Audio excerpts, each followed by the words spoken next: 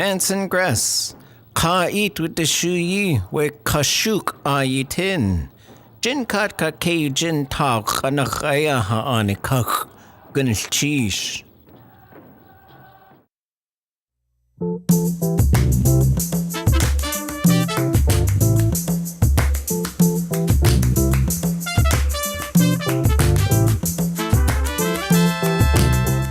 From listener supported KTOO, welcome to Juneau Afternoon, broadcasting live from the homelands of the Occoquan and on demand as a podcast.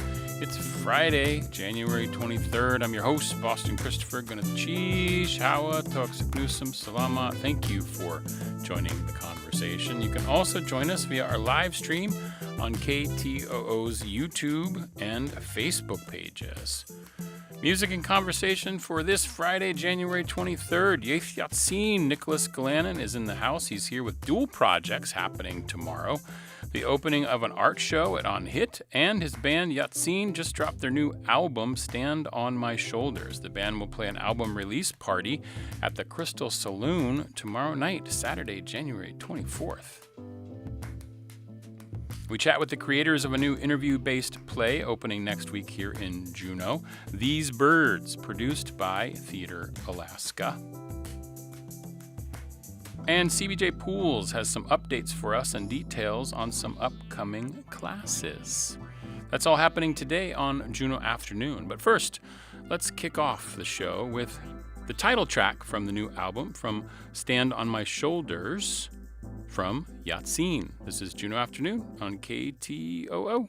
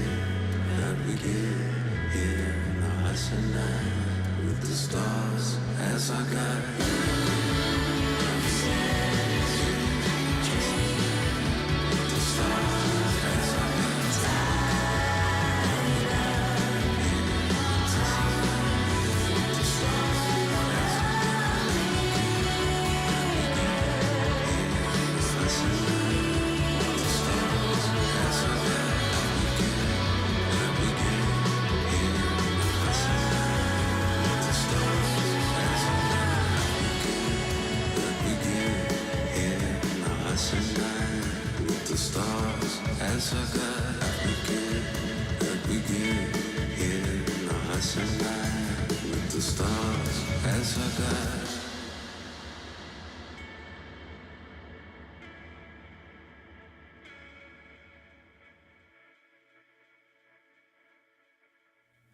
You are listening to community-supported Juneau Afternoon on KTOO 104.3 Juneau, 91.7 Juneau Ock Bay, and online at ktoo.org. You can also tune in to our live stream on KTOO's YouTube and Facebook pages. I'm your host, Boston Christopher. That is a new song, the title track off the latest album, Stand on My Shoulders, from the band Yéil Ya-Tseen, billed as a continually evolving musical collaboration.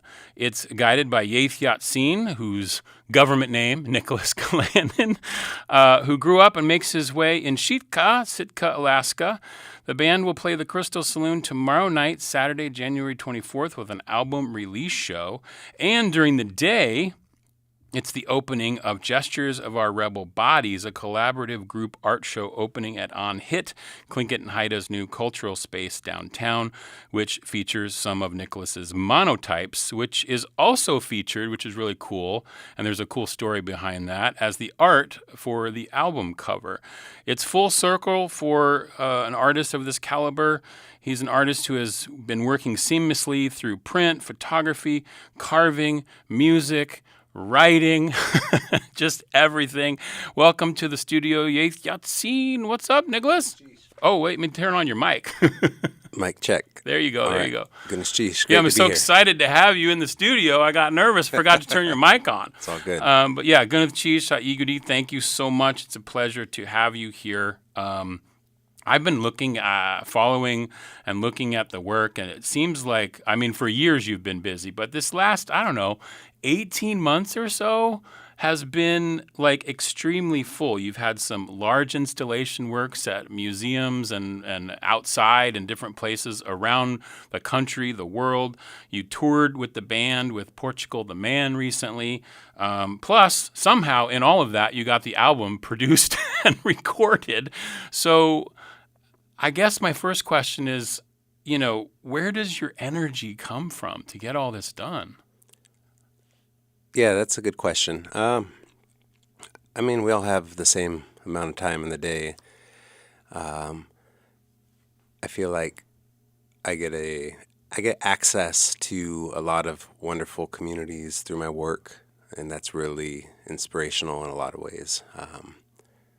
Obviously, being here, home on the land, is really important and grounding in so many ways, just to try to get back and rest. And so, yeah, I think there's a lot of potential for ideas in this world, and I really, I find it important to try to realize what I can when it makes sense. So, is your home base still in Sitka? Yeah, I'm still in Sitka. Okay, so you get to go out to all these wonderful places. It's really cool. You can search Nicholas Galanin artwork or installations. You'll find some really cool videos of some of these large installation pieces that you have been doing recently. I'll have a picture of one I'll show in a little bit. But but then I guess the opportunity, like you said, to come home, right, to come back to the land, sort of, does that keep you grounded? Certainly, yeah. It's the seasons, these seasons don't wait for anybody's schedules or itineraries, and I keep telling myself, I'm not gonna go anywhere over the summer, and these trips and obligations and work, kind of creeps in. Yeah. But so far, I haven't been successful with that this summer. Yeah. This upcoming summer, I think we played Timber Music Festival in June. Maybe that's not supposed to be announced yet. But. Oh, oops. First, you heard it here first. Juneau Afternoon.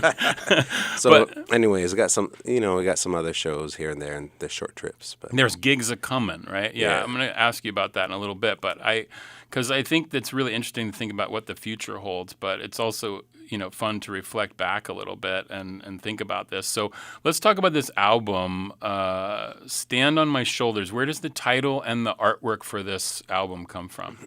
Sure. The record was recorded over a period of time of about 3 years. So from the initial exploration of sonic sound and, music, storytelling, lyric, all of these things, collaboration, things start to piece together. And towards the end, tried to, find a complete, idea surrounding a project can be, it can be exciting, it can be challenging. With this particular record, my father, Dave Galanin, walked into the forest prior to maybe the start of it around that time.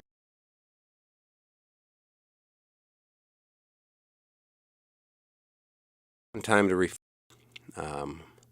on the title directly is referencing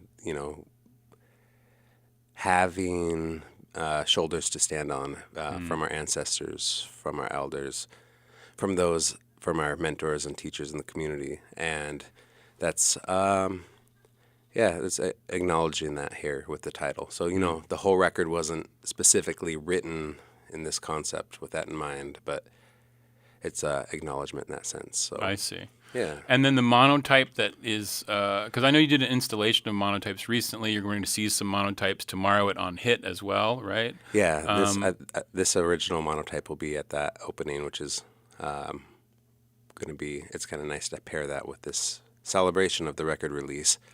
Yeah. The imagery of that monotype is a reference to an image of my father and his Clinket atu, or in ceremonial regalia, and it was at a kuik raising. He was wearing that with another elder, Herman Kitka, when this totem was raised in '97 in Sitka, I believe. Oh, wow.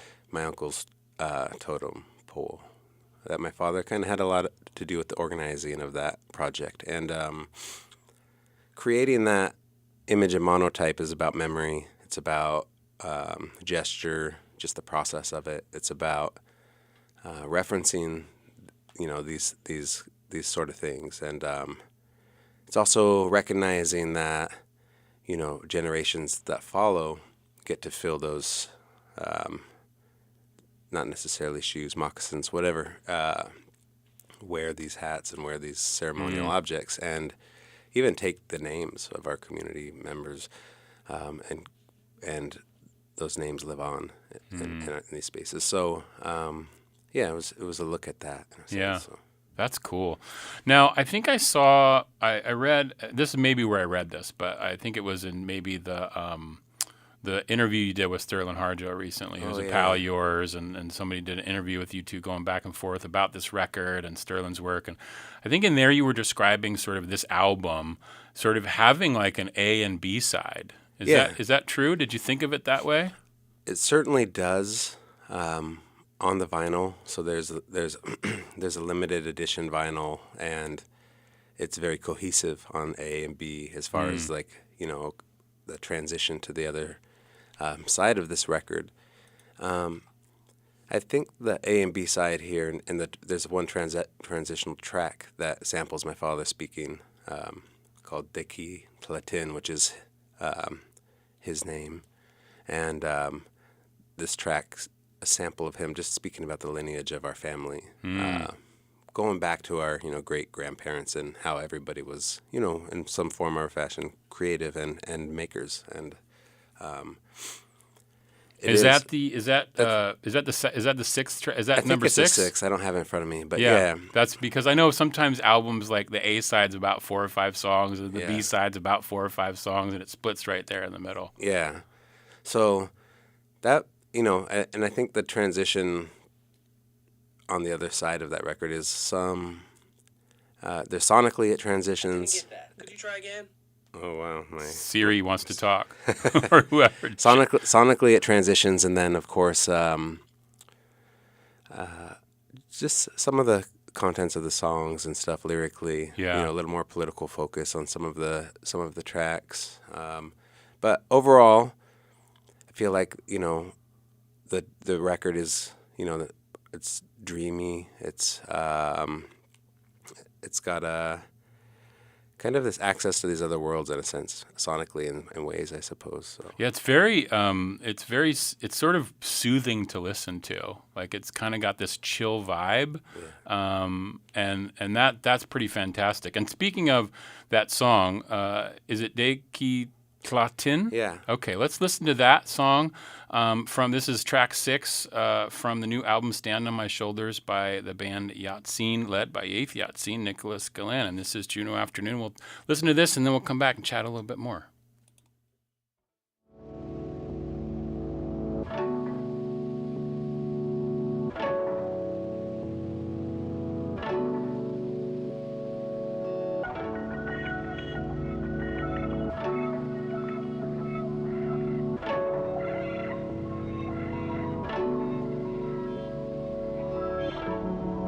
My grandfather was working here.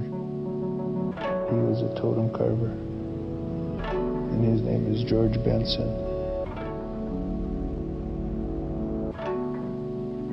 You know, I'd go into my grandfather's house. We'd watch him go back to his carving room and be carving away. When I saw Louis carving in metal, that's what caught me.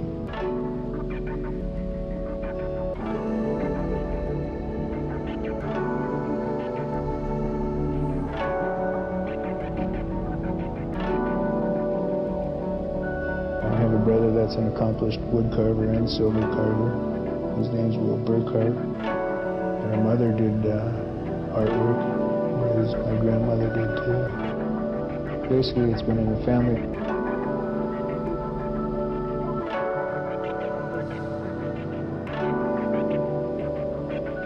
We have a son now that's pretty much immersed himself into the arts, and his name's Nick.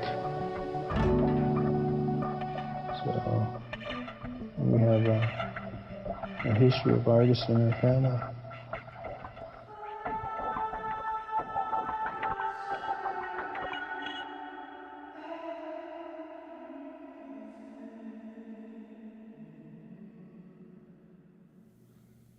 That's De Ki Klatin. Correct. From Stand on My Shoulders by Ya-Tseen.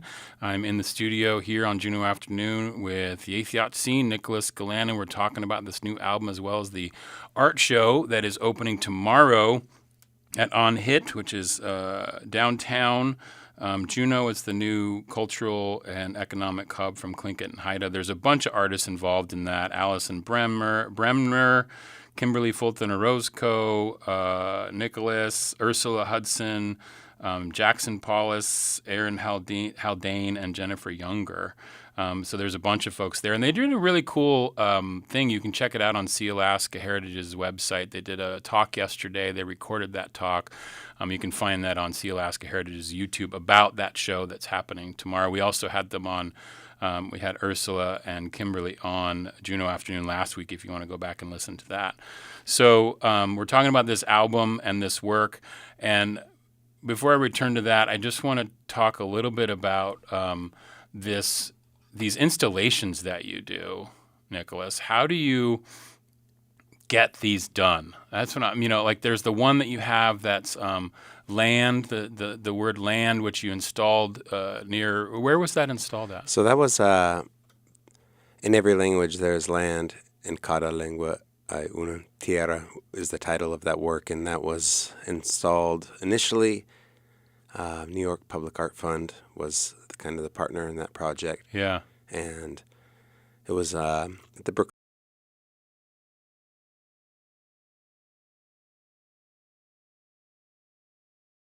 Traveled because it was, a lot to organize and reinstall, but it's currently up in Abu Dhabi over in the UAE. Oh, wow. Yeah. That's amazing. How does it get? I mean, I know you take it down, put it on a plane and get it there, but it's just like, it's massive, right? Yeah, for this project, it was Corten steel, so the material is the literal material of the U.S.-Mexico border wall. So it was created from material that was supposed to be the wall, and we acquired it and diverted it to this art project. So, that's so cool. but yeah, it varies in the process of these public projects. Oftentimes there's organizations that are local to those spaces that I work with that are, well versed in working in their communities, and they will have the engineers needed. They'll have all of the legal, whatever hurdles that have to be crossed. That's really cool. And then oftentimes I'll work with fabricators, other studios that will fabricate, the project. And something that scale, you're going to have welders and a crew of folks that are ensuring that this could be created properly and of that size. This was like 30, it's the size of the U.S.-Mexico border wall. So wow. 30 feet tall, I believe.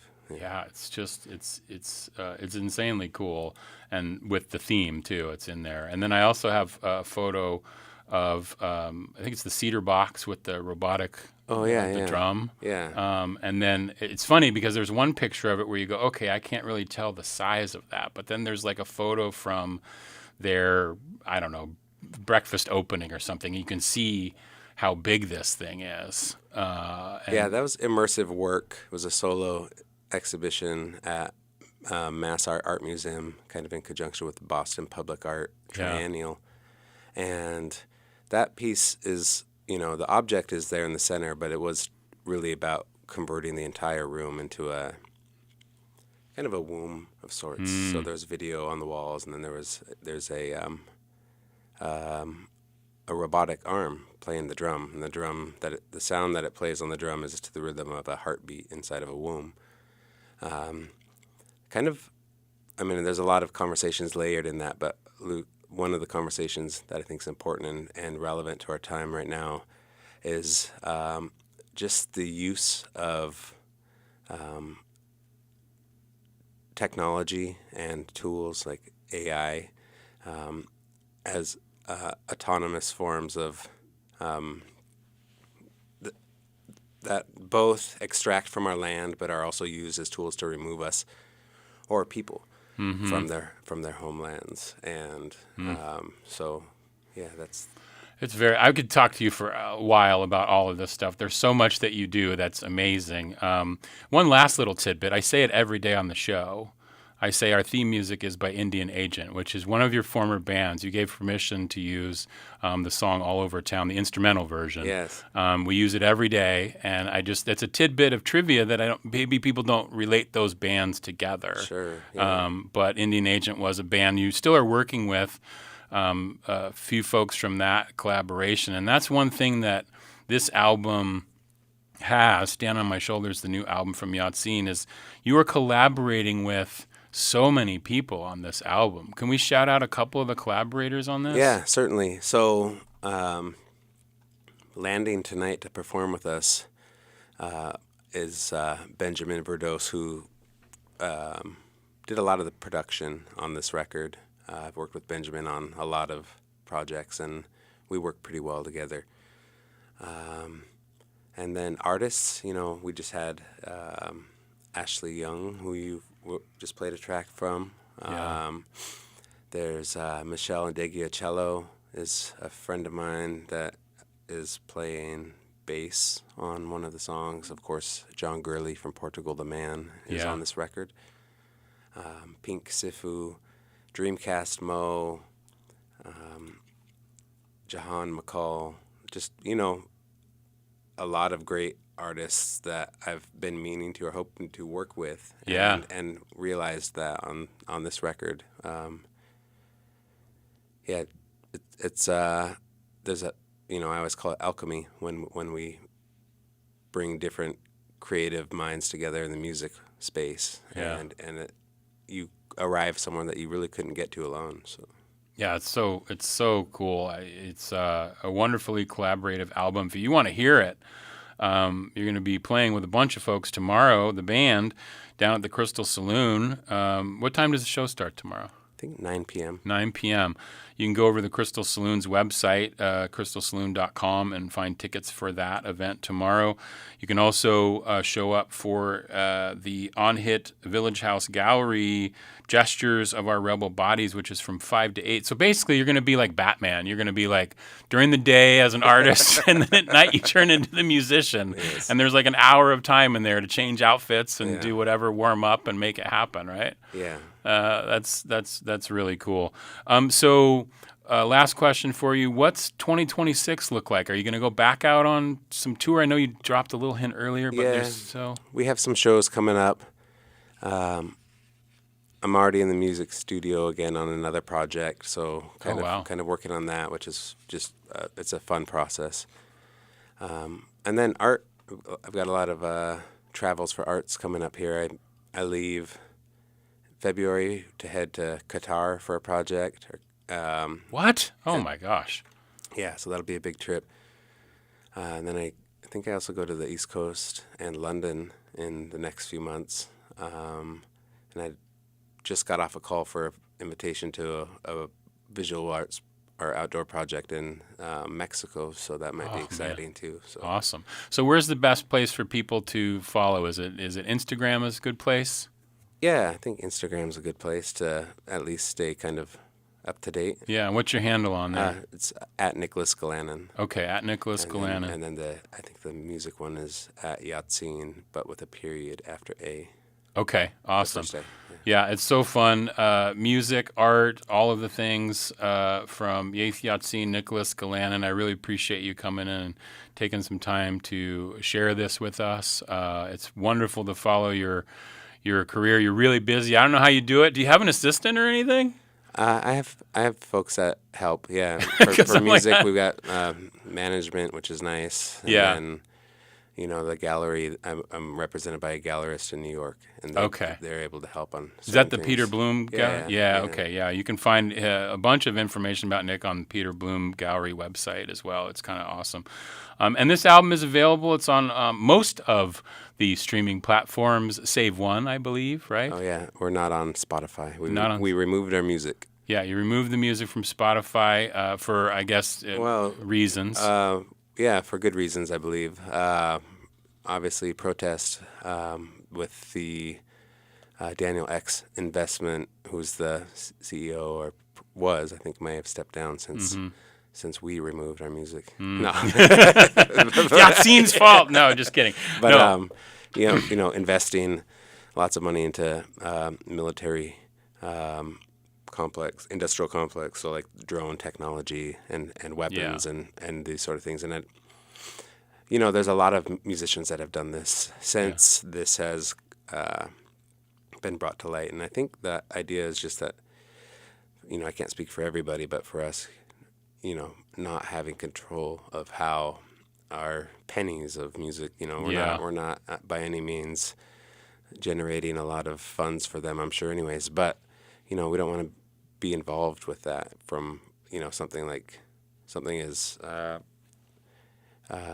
important or sacred or as music can be. And so, Yeah, absolutely.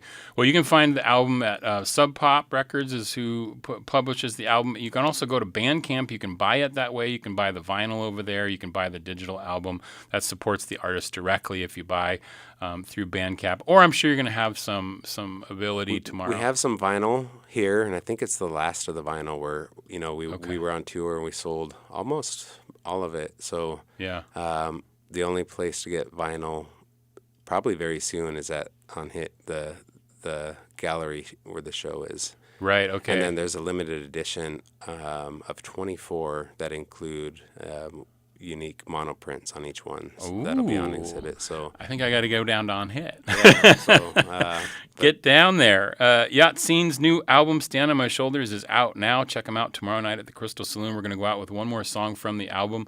This is called Digital Winter. Yéil Ya-Tseen, Nicholas Galanin, thank you so much. Good cheese. Really appreciate you coming in. This is Juneau Afternoon on KTOO.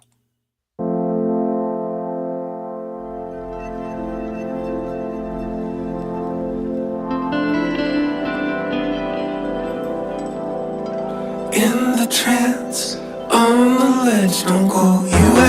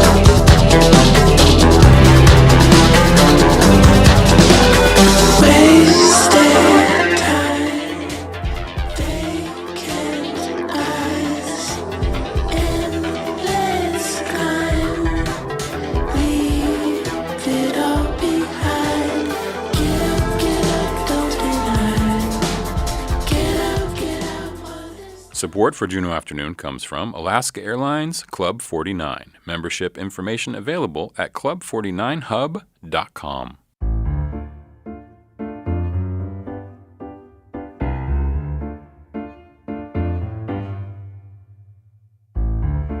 This is Juneau Afternoon from your listener-supported public media station, KTOO. I'm your host, Boston Christopher. Inspired by conversations with diverse Juneau residents, These Birds, a play inspired by death, flowers, and Farkle, is a new interview-based play about death and dying. It's being produced by Theatre Alaska, directed by Ryan Connerow, written by Merry Ellefson, with some collaborators and co-creators involved as well. It will follow the Theatre Alaska model of performing in various venues around town. It opens next Thursday, January 28th at Makerspace in North Douglas. I am pleased to welcome now to the studio, I have writer Merry Ellefson. Gunath Chish, Wasiiti Mary. Oh, it's good to see you, Boston. Good to see you. I also have co-creator Claire Richardson. Wasiiti, how are you today, Claire? Living the dream, woke up alive. That's always a good place to start the day. And then I also have one of the actors and KTOO employee who helps out with Juneau Afternoon all the time. And full disclaimer, my partner for almost 13 years, Aaron Tripp, is in the show as well. I'm Gunath Chish, Aaron Wasiiti. How are you today? It's so fun to have you all in the studio. So you can go to theatrealaska.org to find out information about all the performance areas that they're going to be performing. They're going to be all over town. Some are ticketed performances. There are some free performances. And you can find that full schedule at theatrealaska.org. And that's theater with an E-R, how you spell that. And but they're going to be at the Sealaska Clan House. They're going to be at the Kunikidi Northern Light United Church. They're going to be at Makerspace, and then they're going to be out in the valley at UAS and also the Mendenhall Public Library. So they're just going to be everywhere. Yeah, everywhere. So it's going to be everywhere, all over, all at once. So that's kind of fun. So get that information there. But let's talk about, Mary, where did the seed for this play, These Birds, how did this begin? I think the seed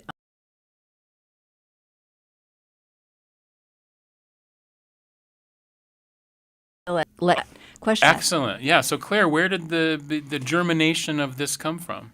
I'm a hospice chaplain. Okay. And have also worked at the hospital as a chaplain for years before that. And when I was doing my fellowship at St. Christopher's Hospice in London, when I was working on my master's in pastoral studies, it was the most amazing hospice because they also fully used theater, music, and art to connect the patients with the staff, with their families, with the surrounding community. And I was privileged enough to be there when the kids from a local school interviewed the hospice patients and then did a play celebrating the end of World War II by recounting these stories told to them by the hospice patients. And I was like, I'd never seen anything like that in my life. So I tucked that away in the back of my head. And then as I started working for Bartlett Home Care and Hospice in 2023, I kept thinking there has to be a way to have people to be able to have conversations about death. It's so challenging, even with all the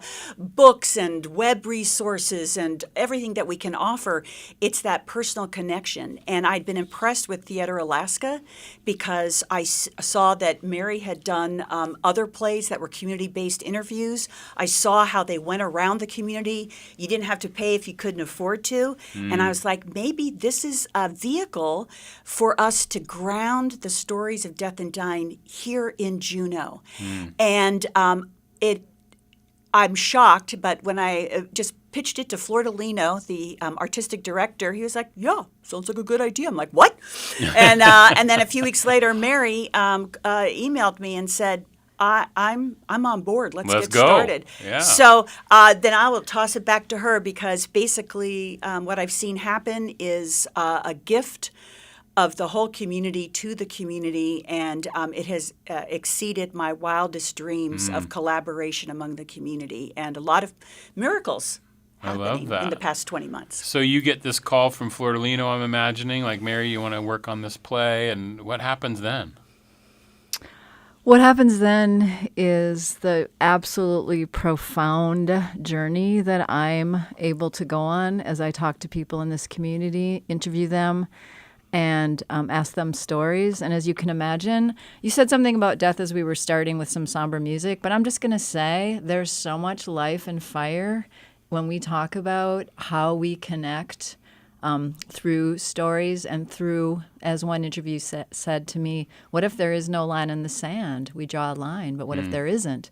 So I had the privilege of doing some brainstorming. Claire and I did interviews. I did more. I wasn't going to do 100 like I did for my homeless plays. I'm like, I'm capping these at 25 because I will live then till the end as we talk about It's a life. lot of work to do, like the interview process, right? And then actually take all of that and try to get it into a play form, I imagine. Yeah, I know. And so there's the role of myself in community, going through process and going through thoughts, perceptions about death. This one took me on a larger, more complex and lovely journey. Flordelino was gracious to say, okay, if we're going to do this in 2 years, we need reading. So we signed those up, which I loved. So there was this process of engaging artists early on.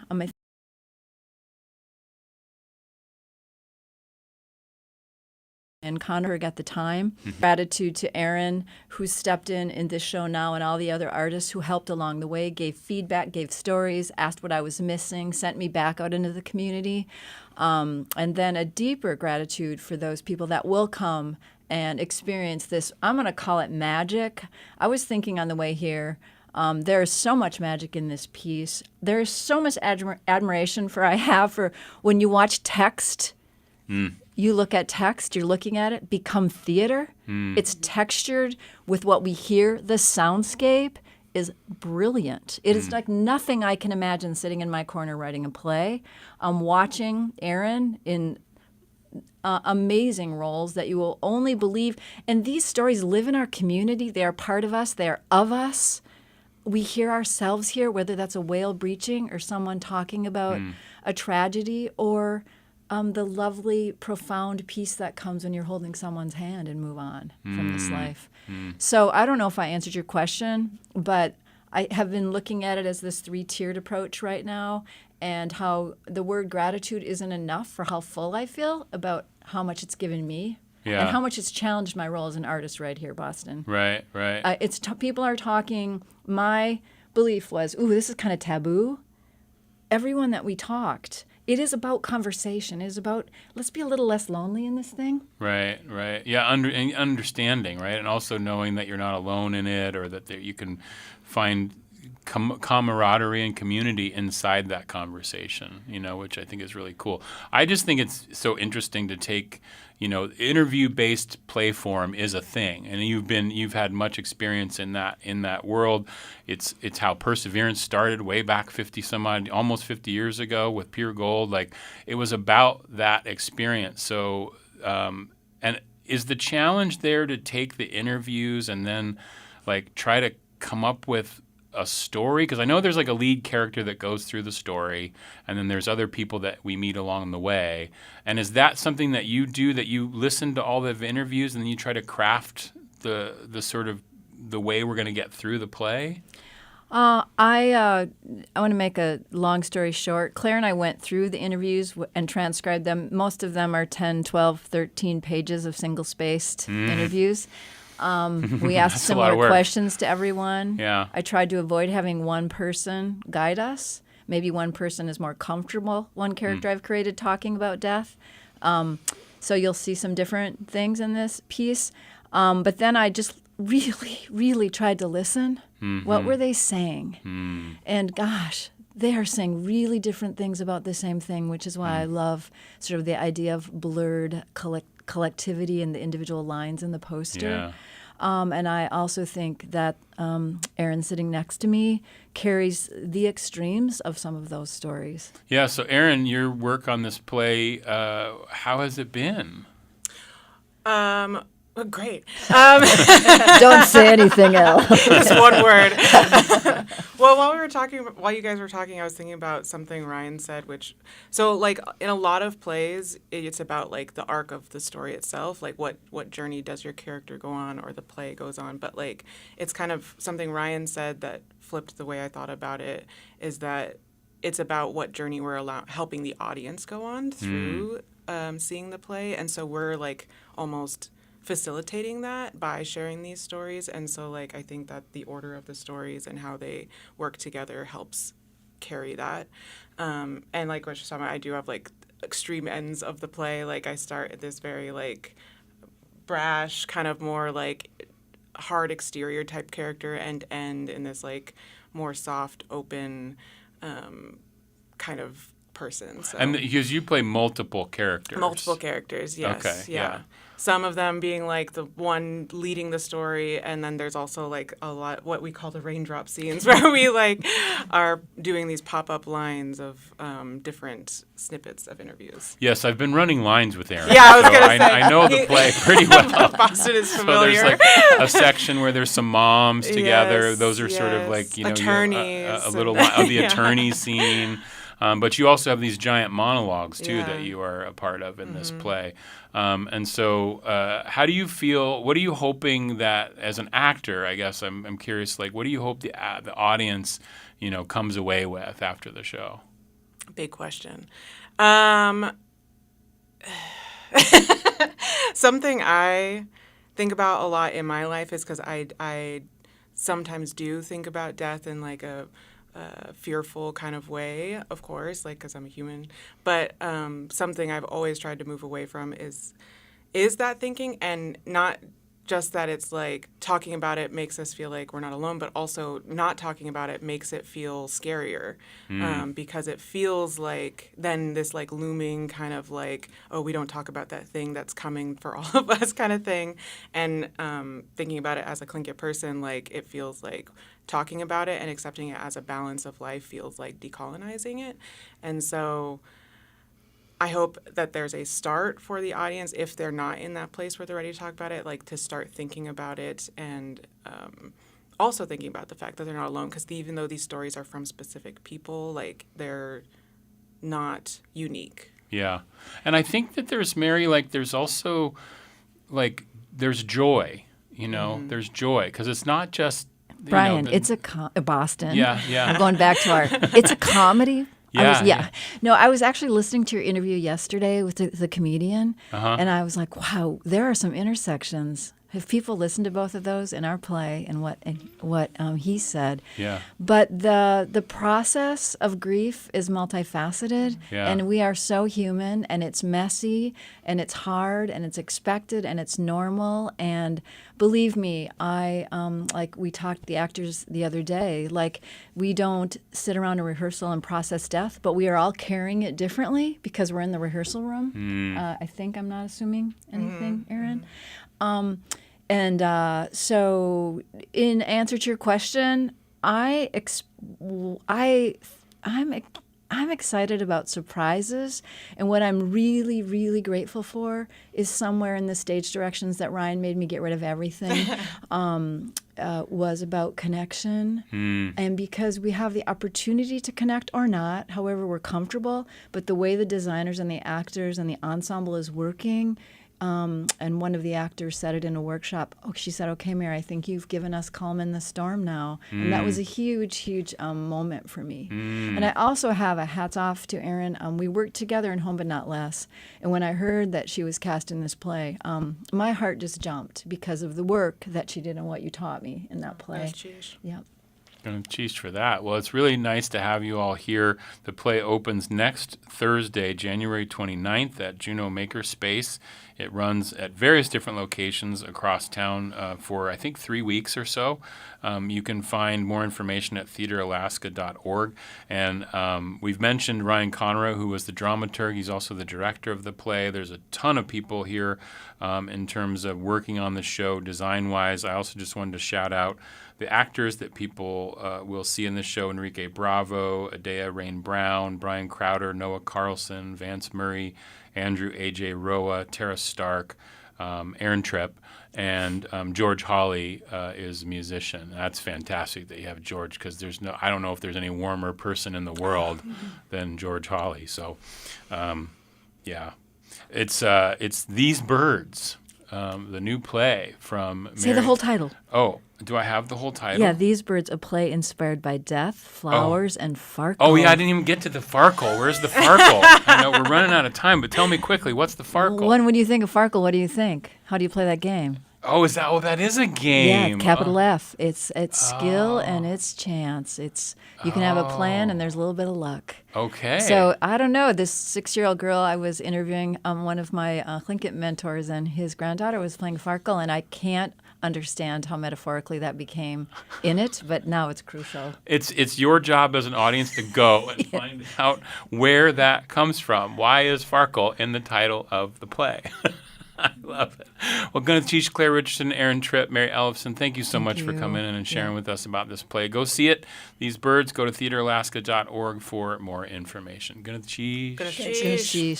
This is Juneau Afternoon on KTOO. We're going to play a little bit more from the new album Stand on My Shoulders from Yéil Ya-Tseen. This one is called Taste on My Lips, featuring Portugal the Man and a few other featured artists. This is Juneau Afternoon.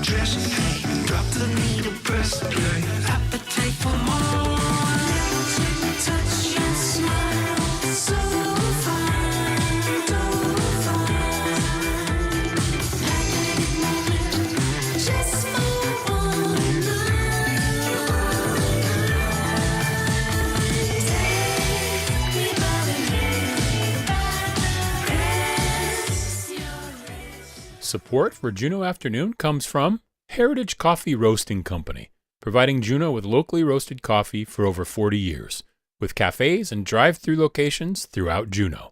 More at heritagecoffee.com.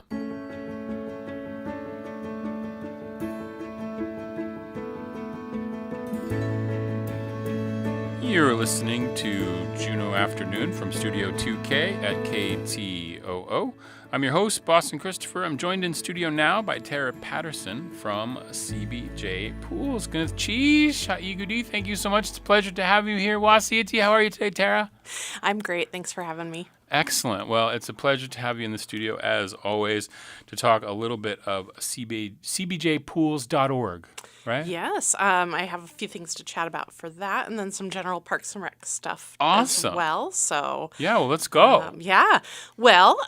So it's January, and February is right around the corner. I like to look at February 1st as New Year's resolution do-over, because a lot of people have big aspirations for January, and then, well, we have snowstorms and things get in the way. I'm going to start going to the gym every day. Right, and then 2 feet of snow may have put a kibosh on that. Might have put a damper on it. So just a reminder that we have an amazing fitness deck at our downtown pool. We also have a fitness deck at the Valley Pool as well. Lots of opportunities like lap swimming, aqua aerobics, exercise equipment.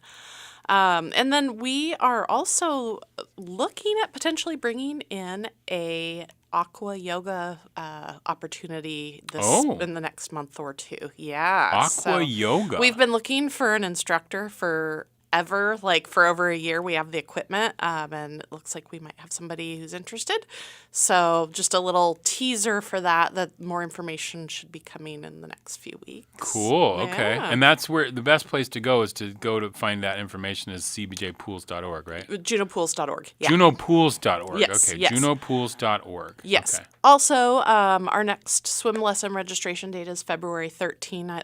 February 13th, excuse me. I always like to give a plug for that because the lessons do fill up pretty quickly. However, we do still have a few spots left in our parent and taught classes that are on Saturday mornings. Folks can still register. They've missed one class, but that doesn't mean they can't still sign up. And it's rare that we have space available for these classes. So great opportunity. If you have children between the ages of 6 months up to 2 years and 11 months, it's a great start for kiddos that age. Gets them comfortable in the water and ready for swim lessons. Like a parent and taught class you do together. Exactly. You get in Okay. the water with the baby and blow bubbles and play games, and it's lots of fun. That's just too fun. It is. What are the classes that fill up the quickest? Oh, usually that class and then our beginner preschool classes, like level Okay. 1 and 2 for preschool kids. Yeah, so if you're thinking about it, get on it. Yes, absolutely. Yeah, Yep. okay. And then also we have something fun coming up at the Diamond Park Field House. We used to offer chair yoga at the Diamond Park Aquatic Center, and we don't do that anymore. Our instructor moved away. But starting the first week of February, the Field House will be offering chair yoga. It was wildly popular, and so I'm excited to see that they're going to carry on that class. It's going to excellent. be Monday and Wednesdays at 1 p.m. at the Field House. And the awesome thing about this is their track, the indoor track at the Field House, is open until 1 o'clock for people to walk. So people can come pay the admission fee to walk, and then after they're done walking, they can take the class all for one fee. Oh, that's fantastic. So it's a great opportunity, and good. Stretch your legs, get some exercise. The chair yoga is a great class. Helps with flexibility and mobility. I need that. Even though I spend most of my day in a chair, I Yes. don't do any yoga when I'm in the chair. Exactly. It's a good thing. And sometimes I get up after doing the show and I'm like, oh, I needed to exercise. Can we do I it during feel the show? I wonder if I can get the instructor on here and we can teach people how to do it. Think we could manage that. That would be kind of fun. Okay. What else is going on? Well, the other thing I wanted to talk about today is something that is actually CBJ-wide, but for those people out there who enjoy using parks and recreation, there's currently a survey being put out by the City and Borough of Juneau. Most people are probably familiar with the propositions that passed during the election in October, and those because those passed, there are cuts to sales taxes, which is great, but it does mean that the city is looking to cut between $2 and $4 million from their budget. Mm-hmm. And so the Assembly has directed city staff to get feedback from the community on where they would prioritize funding and potentially what services they think would be appropriate to reduce funding. So this is a really important opportunity for the citizens of Juneau to give feedback on what do you want to see, what do you prioritize tax dollars going to, and then what services maybe do you think don't need as much funding as they currently have? Yeah, we had Assembly Member Christine Wall and also Phil Hibshin from the Communications Department in on Wednesday for a long talk about what this survey is, where did it come from, why is it happening, all that good stuff. Yeah. And one of the things that he said that I think people should remember is that it's really about what do you value as a community member? Exactly. And that's what they need to hear feedback on, is not so much what you think should be cut per se, but what do you value? What do you value more than other things? And that will really give them a sense of what's going on in the community and where things happen, because they're really looking for I think it's 10 to 12, but I know from certain things like this, it's going to be about 2 to 4. And they're, one of the options too is to raise fees for things like the pools or for things like that. So it's a matter of really getting your voice out into and let the assembly know and the city manager know, like, what do you value? Correct. Yeah. It's surprising how many services the city offers, and I think sometimes people lose sight of that. Yeah. So the cool thing about this survey is it, really lists out everything that the city does. And there are, so many important services that the city offers. So it's really important that people tell assembly members what they prioritize. So that those services don't go away. Do you have a website link? I do. It's a SurveyMonkey link, and I can actually pass this on over to you. Okay. Yeah, I think you can go to the juneau.org/community-compass, and it will get you there to this survey. Yeah. It's a little bit easier than saying the SurveyMonkey one. I know they have a bit.ly too that Phil gave out on Wednesday, but I can't remember exactly what it is. It might be bit.ly/CBJ survey. It might be. I think that sounds right. And they've already had a lot of responses, so get yourself in there and get your voice heard, basically. The other thing that the city is doing, and they may have already mentioned this on Wednesday, is they're giving opportunities, the assembly is giving opportunities for people to come give feedback. They'll have 2 dates scheduled for that. And also doing some workshops, in-person workshops. So those sounded really fun. Yeah. The idea of figuring out like how you would sort of, play as an assembly member, choosing the model that you would use and sort of getting into the mind of like how that would work. It's pretty cool. Absolutely. Well, Tara Patterson, thank you so much. JuneauPools.org is the place to go to sign up for classes. As mentioned, the parent taught class maybe has room for somebody. One class has already happened, but then next session registration happens on February 13th. So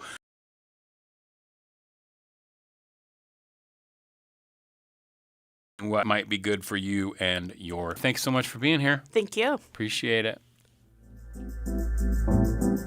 That will do it for today's Juneau Afternoon. Juneau Afternoon airs Wednesday through Friday at 3 p.m. right here on KTOO Juneau 104.3 and KAUK Juneau Ock Bay 91.7. Hello out the road. You can find the show online at kto.org/Juneau Afternoon. You can also find live stream archives over on KTOO's YouTube page. Our theme music is by Indian Agent. Programming support for Juneau Afternoon comes from listeners and viewers like you. And